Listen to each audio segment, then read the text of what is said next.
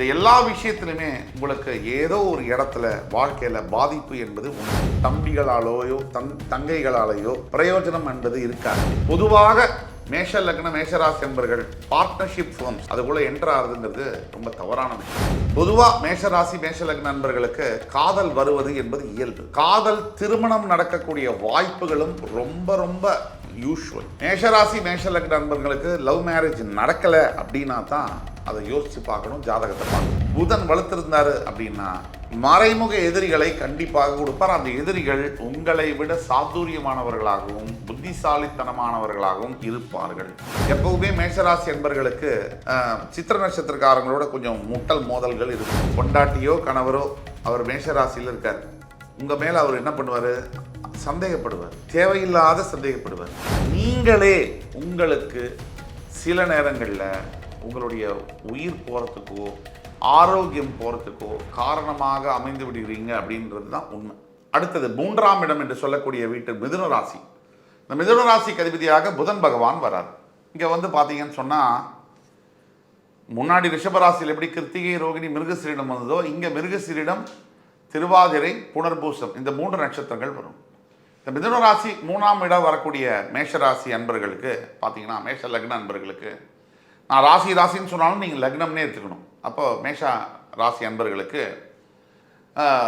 3ஆம் இடத்துக்கு அதிபதியாக உங்களுடைய விரோதி புதன் வந்து உங்களுக்கு விரோதி கிரகம் அவர் வருவதனால 3ஆம் இடம் என்பது எதையெல்லாம் குறிக்கும்? 3ஆம் இடம் நண்பர்கள், பார்ட்னர்ஷிப்பு, சகோதர சகோதரிகள், இளைய சகோதர சகோதரிகள், அதே மாதிரி முயற்சிகள், அதே மாதிரி 3ஆம் இடம் என்பது தைரியம், இதையெல்லாம் குறிப்பதாகும். இந்த எல்லா விஷயத்திலுமே உங்களுக்கு ஏதோ ஒரு இடத்துல வாழ்க்கையில் பாதிப்பு என்பது உண்டு. எப்படின்னு கேட்டிங்கன்னா நண்பர்களால் ஏமாற்றப்படக்கூடிய சந்தர்ப்பங்கள் நிறைய அமையலாம் மேஷராசி அன்பர்களுக்கு. அதே மாதிரி கூட பிறந்த இளைய சகோதர சகோதரிகள் தம்பிகளாலேயோ தங்கைகளாலேயோ பிரயோஜனம் என்பது இருக்காது. ஏன்னா ஒன்று உங்களை பார்த்து அவங்க புறாமப்படக்கூடிய நிலைமையில் இருக்கலாம், இல்லை உங்களை பார்த்து ஐயோ இவர் வந்து கஷ்டப்படுறான் நம்மக்கிட்ட வந்து ஏதாவது காசு கேட்டுற போகிறான் அப்படின்னு கூட இருக்கலாம். இது ரெண்டுத்தில் ஏதாவது ஒரு வகையில் இருக்கலாம். அதே மாதிரி நீங்கள் எடுக்கக்கூடிய முயற்சிகளில் ரொம்ப சிரமப்பட்டு எடுக்க வேண்டியதாக இருக்குது. ஒரு விஷயத்தை ஒரு தடவை முயற்சி பண்ணால் கிடைக்கும் அப்படின்னா மேஷராசி என்பர்கள் அதே விஷயத்தை 6 தடவை 5 தடவை முயற்சி பண்ணி கொஞ்சமாக பலன் கிடைக்குது. இது என்ன ஆகுதுன்னா மனசையும் உடம்பையும் எக்ஸாஸ்ட் பண்ணிடுது. இது ஒரு பக்கம். இதை தவிர பார்ட்னர்ஷிப்பை பற்றி சொன்னேன். மிதுன ராசி உங்களுடைய 3ஆம் இடமாக வருவதனால் பொதுவாக மேஷ லக்ன மேஷராசி என்பர்கள் பார்ட்னர்ஷிப் ஃபார்ம்ஸ் அதுக்குள்ளே என்டர் ஆகுதுங்கிறது ரொம்ப தவறான விஷயம். ஏன்னா பெரும்பாலான நேரங்களில் நல்லா போயிட்டுருக்கிற ஒரு பார்ட்னர்ஷிப் கம்பெனியில் ஏதாவது ஒரு காலகட்டத்தில் பார்ட்னர்ஸால் பணப்பிரச்சனையோ இல்லை பெயர் கெட்டு போகிற மாதிரியான பிரச்சனையும் இல்லை வேறு ஏதாவது மனப்பிரச்சனையும் வரக்கூடிய வாய்ப்புகள் அதிகமாக உண்டு. அதனால் கவலைப்பட வேண்டாம், எல்லாத்துக்கும் பரிகாரம் என்பது கடைசியில் நான் சொல்கிறேன். அடுத்தபடியாக 4ஆவது இடம். 4ஆவது இடம் என்று சொல்லக்கூடிய இடத்துல கடகராசி வருது. உங்களுடைய 4ஆம் வீட்டுக்கு அதிபதியாக சந்திரன் வருகிறார். அந்த வந்து புனர்பூசம் பூசம் ஆயில்யம் 3 நட்சத்திரங்கள் வருது. இந்த புனர்பூசம் என்பது குரு, பூசம் என்பது சனி, ஆயில்யம் என்பது புதனுடைய நட்சத்திரம்.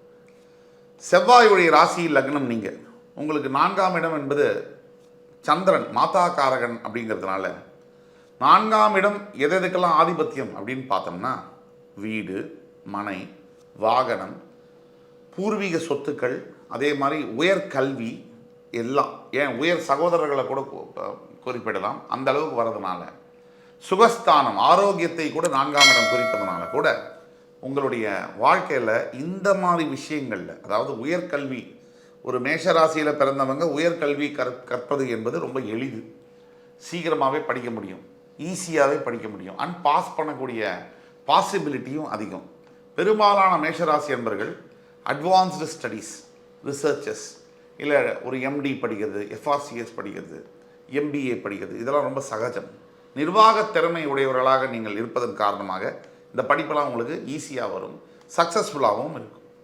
அதே மாதிரி அம்மாவுடைய இடத்தை குறிப்பதனால தாய் வழி சொந்தங்கள்னால மிகப்பெரிய அளவில் அனுகூலங்கள். தாய் வழி சொந்தங்கள்னால் யார்? மாமா, சித்தி, பெரியம்மா, பாட்டி, தாத்தா இந்த சொந்தங்கள் மூலியமாக பெரிய அளவில் சொத்துக்கள் கிடைக்கக்கூடிய வாய்ப்புகள் உண்டு. அதே மாதிரி 4ஆம் இடம் ஆரோக்கியம்ங்கிறதுனால ஓரளவுக்கு மேஷராசி அன்பர்கள், மேஷ லக்ன அன்பர்கள் தன்னுடைய வாழ்க்கை நாள் முழுவதுமே நல்ல ஆரோக்கியத்துடன் இருக்கிறார்கள் என்பது உண்மையான ஒரு விஷயமாகும். அடுத்தபடியாக 5ஆம் வீடு, மேஷராசியுடைய 5ஆம் வீடு சிம்மம்.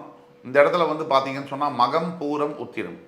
மகம் என்பது கேது, பூரம் என்பது சுக்கிரன், உத்திரம் என்பது சூரியனுடைய நட்சத்திரம். சிம்மராசி சூரியனுடைய வீடு.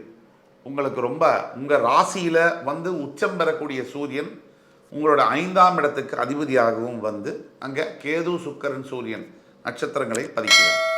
இப்போது மேஷராசி அன்பர்களுக்கு 5ஆம் இடம் எதெல்லாம் அப்படின்னா புத்திரஸ்தானம், காதலை குறிக்கக்கூடிய இடம். அதை தவிர 5ஆம் இடம் என்பது ஒரு மனிதனுடைய வாழ்க்கையில் பூர்வ புண்ணிய ஸ்தானம்.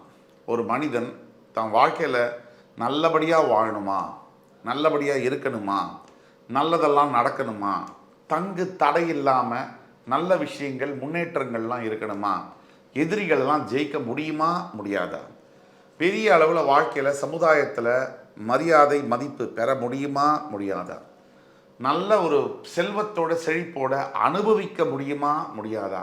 இந்த கேள்விக்கான பதில் எங்கே அப்படின்னா ஒரு மனிதனுடைய ஜாதகத்தில் 5ஆம் இடம் என்று சொல்லக்கூடிய பூர்வ புண்ணிய ஸ்தானம். இந்த பூர்வ புண்ணிய ஸ்தானத்தில் இருக்கக்கூடிய சூரியனானவர் உங்களுக்கு உங்கள் ராசியில் வந்து உச்சம் பெறுகிறார். அப்போது பொதுவாக இதை மட்டுமா குறிக்குது? 5ஆம் இடம் காதலை குறிக்குது, ரொமான்ஸை குறிக்குது. காதல் வந்து ஒரு மனிதனுக்கு வரணும்னா அன்பு என்பது மனசில் இருந்தால் மட்டும்தான் காதல் என்பது வர முடியும். எந்த அளவிற்கான அன்பு இருக்குங்கிறத பொறுத்து அந்த காதல் சக்ஸஸ் ஆகுமா ஃபெயிலியர் ஆகுமா அப்படிங்கிறத பொறுத்து நம்ம கணிக்கலாம். அந்த அன்பு பைத்தியகாரத்தனமானதா, ஒரு அர்த்தமற்ற அன்பா, அர்த்தம் உள்ள அன்பா அப்படிங்கிறத வச்சு நம்ம சொல்ல முடியும். அந்த வகையில் பார்க்கும்போது பொதுவாக மேஷராசி மேஷ லக்ன நண்பர்களுக்கு காதல் வருவது என்பது இயல்பு. காதல் திருமணம் நடக்கக்கூடிய வாய்ப்புகளும் ரொம்ப ரொம்ப யூஷுவல். மேஷராசி மேஷ லக்ன நண்பர்களுக்கு லவ் மேரேஜ் நடக்கலை அப்படின்னா தான் அதை யோசித்து பார்க்கணும், ஜாதகத்தை பார்க்கணும். லவ் மேரேஜ் நடந்திருக்கு அப்படின்னா நம்ம கவலைப்படவே வேண்டியதில்லை, அது தன்னாலவே நார்மலாக தான் நடந்திருக்கு. அடுத்தபடியாக அந்த 5ஆம் இடத்துக்கு அதிபதி சூரியன் கிரகங்களுடைய ராஜாவாகவே வருவதனால, அவர் பூர்வ புண்ணியத்துக்கு அதிபதியாக வருவதனால அரசாங்கம் சார்ந்த தொழில்களை செய்வதிலும் அரசியல் பதவிகளில் உட்காருவதும் மேஷ லக்ன மேஷராசி என்பவர்களுக்கு ரொம்ப சரியாக இருக்கும். நிர்வாக திறமை உங்கள் கூட பிறந்ததா இருக்கிறதுனால மேஷ லக்ன மேஷராசி அன்பர்கள் என்ன பண்ணுவாங்கன்னா அவங்க எந்த ஒரு விஷயத்தையும் கரெக்டாக கணிக்கக்கூடிய ஆளாக இருப்பீங்க. அதுதான் உங்களுடைய ஒரு தனித்திறனாகவும் கூட இருக்கும். இதெல்லாம் ஒரு பக்கம். 5ஆம் இடத்துல வரக்கூடிய அதிபதி சூரியன் உங்கள் ராசியில் வந்து உச்சம் பெறுவதனால சிம்ம ராசிக்கு கிடைக்காத சில யோகங்கள் கூட உங்களுக்கு கிடைக்கும் அப்படின்னு சொன்னால் அது மிக இல்லை. ஏன்னா அதிபதி உங்களோட ராசியில் வந்து உச்சமாகிறார். உங்களுக்கு காலபுருஷ தத்துவப்படி முதல் வீடு நீங்கள். அதனால் எந்த ஒரு விஷயமாக இருந்தாலும் இந்த 5ஆம் இடம் சூரியனுடைய வீடாக வருவதனால் முதன்மை தன்மை பெற வேண்டும், ஃபஸ்ட்டு நானாக இருக்கணும் அப்படிங்கிற எண்ணம் பிறவியிலேருந்து உங்களுக்கு இருக்கிறதுல ஆச்சரியமே இல்லை. அது தவிர மேஷராசி அன்பர்கள் மேஷ லக்ன அன்பர்களை பார்த்தீங்கனாலே ஒரு ஒரு போட்டி அப்படின்னு வந்துட்டா அவங்க விட்டு கொடுக்கவே மாட்டாங்க. அதாவது எப்படியாவது ஜெயிச்சாகணும்னு நினைக்கக்கூடியது அந்த தன்மை அவங்கள்ட்ட இருக்கும். அதெல்லாம் என்பது யூனிக் குவாலிட்டிஸாக நம்ம பார்க்குறோம். அடுத்தபடியாக 6ஆம் வீடு. 6ஆம் வீடு என்று சொல்லக்கூடிய கன்னிராசிக்கு உத்திரம், அஸ்தம், சித்திரை இந்த 3 நட்சத்திரங்கள் வருது. சூரியன், சந்திரன், செவ்வாயுடைய நட்சத்திரங்கள் புதனுடைய வீட்டில். இந்த கன்னிராசிக்கு இன்னொரு சிறப்பு உண்டு. இங்கே தான் புதன் பகவான் ஆட்சியும் பெற்று உச்சமும் பெறுவார். ஒரு கிரகம் ஒரு இடத்துல ஆட்சியும் பெற்று உச்சமும் பெறக்கூடிய ஒரே வீடு இது கன்னிராசி. அந்த கன்னிராசிக்கு உங்களுக்கு 6ஆம் இடமாக வருவதனால் நான் சொன்னேன் ஏற்கனவே புதன் உங்களுக்கு ஆகாத கிரகம்னு சொன்னேன். இப்போ 6, 8, 12ங்கிறது மறைவு ஸ்தானங்கள். அப்போ 6ஆம் இடத்துக்கு அதிபதியானவர் உங்களுக்கு கடன், நோய், எதிரிகளை குறிக்கக்கூடியவர். அப்போ கன்னிராசிக்கு அதிபதியான புதன் கடனை உங்களுக்கு வாரி வழங்க கடமைப்பட்டவர். உங்கள் சுய ஜாதகத்தில் புதன் வலுத்திருந்தார் அப்படின்னாலே மேஷராசி என்பவர்கள் புரிஞ்சுக்கலாம், கடன் தீராத கடன் இருக்குது எனக்கு. புதன் வலுத்திருந்தாலே அப்படின்னா தீராத நோய் ஏதாவது கொடுத்துருவார், புதன் வலுத்திருந்தாரு அப்படின்னா மறைமுக எதிரிகளை கண்டிப்பாக கொடுப்பார். அந்த எதிரிகள் உங்களை விட சாதுரியமானவர்களாகவும் புத்திசாலித்தனமானவர்களாகவும் இருப்பார்கள். இதையெல்லாம் நீங்கள் புரிஞ்சுக்கணும். இதற்கு என்ன பரிகாரங்கிறத பற்றிலாம் நம்ம பார்ப்போம், தனியாக ஒரு இதில் பார்ப்போம். 7ஆம் இடம் என்பது துலாம் ராசி.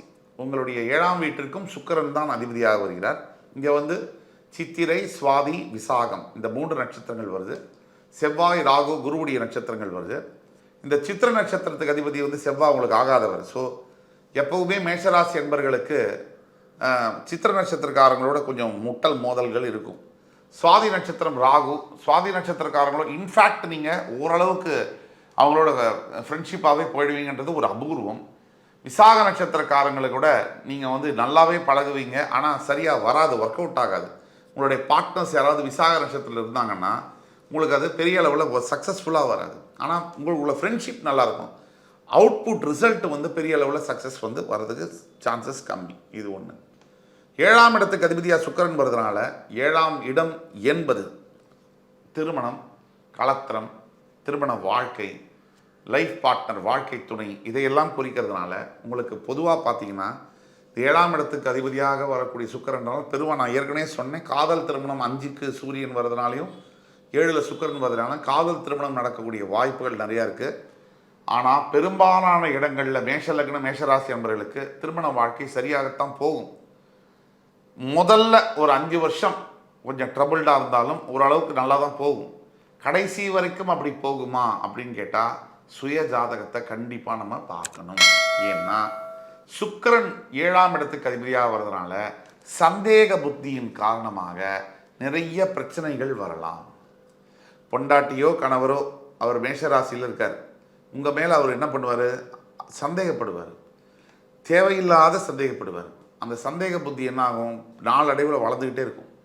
நீங்கள் துலாம் ராசியாக இருக்கீங்கன்னா இன்னும் கேட்கவே வேண்டாம், சந்தேகப்பட்டுக்கிட்டே இருப்பார். அப்போ சந்தேகம் அதிகமாக அதிகமாக நிம்மதி என்பது போயிடுது. நிம்மதி போனால் என்ன ஆகும், வாழ்க்கையில் எந்த விதமான பெரிய அளவிலான சந்தோஷமும் எதுவுமே இருக்க முடியாது. அப்போது நாளடைவில் திருமண வாழ்க்கையில் சில பிரச்சனைகள் வருவதையும் அது விவாகரத்து அளவுக்கு போகக்கூடிய வாய்ப்புகளும் இருக்குது என்பதையும் உணர்ந்து கொள்ள வேண்டும் மேஷராசி, மேஷலக்ன அன்பர்கள். அப்போ சந்தேகப்படுவதை நிறுத்திவிட்டு என்னுடைய கணவர், என்னுடைய மனைவி நல்லது நடந்தால் வேணுமா வேணாமா, அவங்க வந்து நல்லவங்களாக இருப்பாங்களா இல்லையா, அதை மட்டும் தீர்மானம் பண்ணி ஒரு முடிவு எடுத்து ஒரு பாதையில் போகிறது ரொம்ப நல்ல முடிவாக இருக்கும். அடுத்தபடியாக 8ஆம் வீடு. 8ஆம் வீடு என்று சொல்லக்கூடிய வீட்டுக்கு வந்து விருச்சிக ராசி. இதற்கு அதிபதியாக உங்கள் ராசிநாதனே வருகிறார். இது வந்து சொல்லப்போனால் செவ்வாயுடைய ஒரு பெண் வீடு அப்படின்னு சொல்லலாம், அது தப்பே இல்லை. இந்த இடத்துக்கு வந்து பார்த்தீங்கன்னு சொன்னால் விசாகம், அனுஷம், கேட்டை, குரு, சனி, புதன் இவங்களுடைய நட்சத்திரங்கள் வருது. இது காலபுருஷனுக்கு மறைவு ஸ்தானம்னு சொல்கிறோம். 8ஆம் இடம் ஆதிபத்தியம் எதையெல்லாம் குறிக்குது? 8ஆம் ஆதிபத்தியம் என்பது அவமானம், கடன், சிறை தண்டனை, விபத்து, திடீர் லாட்டரி பிரைஸ் அடிக்கிறது, திடீர் மிகப்பெரிய விபரீத ராஜயோகம், பதவிகள், வெளிநாட்டு சம்பந்தப்பட்ட தொடர்பு, ஆயுள், விபத்துகள் இதெல்லாம் குறிக்கிறது 8ஆம் வீடு. இந்த வீட்டுக்கு ராசிநாதனே அதிபதியாக வருவதனால் மேஷராசி என்பவர்களுக்கு ஒரு பெரிய வினோதமான ஒரு சக்தி என்பது உண்டு. உங்களுடைய ஆயுளை நீங்களே தீர்மானிக்க முடியும். ஏன்னா உங்களுடைய ஆயுள் ஸ்தானத்துக்கும் உங்கள் ராசிநாதனே அதிபதியாக வருவதனால் தன்னுடைய ஆயுளை தானே தீர்மானிக்கும் யோகம், பாக்கியம் மேஷராசி என்பவர்களுக்கு உண்டு என்றால் அது மிகையல்ல. அதை தவிர மேஷராசி என்பவர்களில் ஆண்கள் பிறப்பதும் விருச்சிகத்தில் பெண்கள் பிறப்பதும் ரொம்ப ஸ்பெஷல் ஆகும். உங்களுடைய 8ஆம் வீடு உங்களுடைய ராசிநாதனுடைய இன்னொரு வீடு அப்படிங்கிற வரதுனாலையும் நீங்களே உங்களுக்கு சில நேரங்களில் உங்களுடைய உயிர் போகிறதுக்கோ ஆரோக்கியம் போகிறதுக்கோ காரணமாக அமைந்து விடுவீங்க அப்படின்றது தான் உண்மை. நீங்களே உங்களுக்கு கடனை தேடிக்கிட்டு நீங்களே அவமானத்துக்குள்ளே நல்லா வாழ்ந்தவங்க இறங்கி அவமானத்துக்குள்ளே நீங்களே உங்களை பொசிஷன் பண்ணிக்கிறீங்க அப்படிங்கிறது தான் உண்மை. இதுக்கெல்லாம் தீர்வு இருக்குது, நான் சொல்கிறேன். இப்போ இதெல்லாம் மீறி திடீர் ராஜயோகம் மேஷராசி என்பவர்களுக்கு உங்கள் பிறப்பிலேயே உங்களுக்கு அது எலிஜிபிலிட்டி இருக்குது. திடீர்னு எப்போ வேணால் வரலாம். இங்கே தான் உங்களுடைய பிறப்பு ஜாதகம் பர்த் சார்ட் வந்து வேலை செய்யுது. உங்களுடைய பிறப்பு ஜாதகத்தில் இருக்கக்கூடிய அமைப்பிற்கேற்ப உங்களுக்கு சில யோகங்கள் பிறவியிலேயே வரக்கூடிய வாய்ப்புகள் அதிகம். அதில் விபரீத ராஜயோகம் என்பது ஒன்று. உங்களுடைய சுய ஜாதகத்தில் உங்களுடைய ராசிநாதன் 8ல் மறையக்கூடாது. ராசிக்கு 8ல் மறையக்கூடாது. அது ரொம்ப முக்கியம். அதை பார்த்துக்கணும். அதே மாதிரி உங்களுடைய ராசியில் குரு, உங்களுடைய பர்த் சார்ட்டில் உங்களுடைய பிறவி ஜாதகத்தில் குரு பகவான் எந்த மாதிரியான யோகத்தில் இருக்கார், எவ்வளோ சக்தி படைத்தவராக இருக்கார், அவரால் சுபகிரக தொடர்புகள் என்ன இருக்குது, அவர் இருக்கக்கூடிய நிலைமை என்ன, இதை வச்சு உங்களுடைய எதிர்கால வாழ்க்கையை துல்லியமாக சொல்ல முடியும். கீழே கொடுக்கப்பட்டுள்ள வாட்ஸ்அப் நம்பரில் நீங்கள் பிங் பண்ணி கேட்டிங்கன்னா உங்களுக்கு எங்கள் ஆஃபீஸ்லேருந்து டீட்டெயில்ஸ் அனுப்புவாங்க. நீங்கள் ஆன்லைன்லேயே ஃபீஸு பே பண்ணி அப்பாயின்மெண்ட்டை பெற்றுக்கொள்ளலாம். எல்லாருக்கும் அப்பாயின்மெண்ட் பார்க்கணும் அப்படிங்கிறது தான் எங்களோட ஆசை. அதனால் ஆனால் முறைப்படி நிறைய பேர் வர்றீங்க, நிறைய பேர் வர்றதுனால ஒரே நேரத்தில் எல்லாருக்கும் பார்க்க முடியல. அதனால் நாங்கள் ஒரு ப்ரொசீஜர் வச்சுருக்கோம். அந்த ப்ரொசீஜரை ஃபாலோ பண்ணி வந்தீங்கன்னா கண்டிப்பாக உங்களுக்கு அப்பாயின்மெண்ட் சீக்கிரமே கிடைக்கும். 1